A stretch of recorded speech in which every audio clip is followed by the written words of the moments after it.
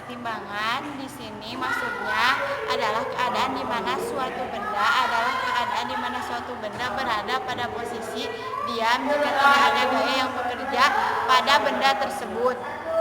Jenis-jenis getaran dibagi dua, yaitu yang pertama getaran bebas, terjadi bila sistem mekanis dimulai dengan gaya awal lalu dibiarkan bergetar secara bebas. Contoh getaran seperti bandul yang ditarik dari keadaan setimbang lalu dilepaskan. Getaran paksa terjadi bila gaya bolak-balik atau gerakan diterapkan pada sistem mekanis. Contohnya adalah getaran gedung pada saat gempa bumi.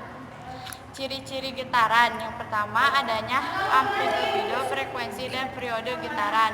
Titik A merupakan titik keseimbangan simpangan tersebar terjauh bandul ditunjukkan dengan jarak AB.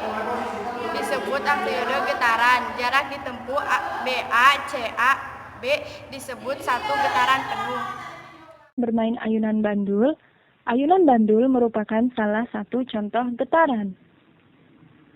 Benda dapat dikatakan bergetar jika benda bergerak bolak-balik secara teratur melalui titik kesetimbangan. Amplitudonya, yang pertama ada gelombang berjalan. Adalah gelombang yang amplitudonya tetap pada setiap titik yang dilalui gelombang. Misalnya, tali yang salah satunya ujungnya diikat pada suatu tiang, yang ujung lainnya digerakkan ke atas dan ke bawah. Dan yang kedua, ada gelombang diam atau bisa disebut stasioner, adalah gelombang yang amplitudonya berubah. Gelombang stasioner sendiri dibagi menjadi dua, yaitu gelombang stasioner akibat pemantulan pada ujung yang terikat dan gelombang stasioner yang ujung yang bebas. Misalnya, gelombang pada senar gitar yang dipetik. Dan ada sifat-sifat gelombang. Yang pertama, dapat dipantulkan yang bisa disebut dengan refleksi. Yang kedua, dapat dibiaskan atau yang disebut refraksi. Yang ketiga, dapat dipadukan atau yang bisa disebut interferensi. Yang keempat, dapat dilenturkan atau bisa disebut dengan difraksi. Yang kelima, dapat diserap arah getarnya yang disebut polarisasi. Aplikasi getaran dalam kehidupan sehari-hari, contohnya ayunan anak-anak. Yang kedua, bandul jam. Yang ketiga, sinki. Selanjutnya, ada contoh gelombang dalam kehidupan sehari-hari. Yang pertama ada sinar X, speaker, USG, gelombang sonar, dan satelit. Lalu hubungan besaran getaran dan gelombang. Periode memiliki nilai yang berbanding terbalik dengan frekuensi. Satuan frekuensi adalah 1/second. Disebut juga Hertz atau Hz.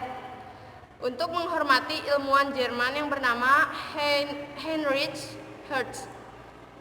Di sini kita ada contoh soalnya.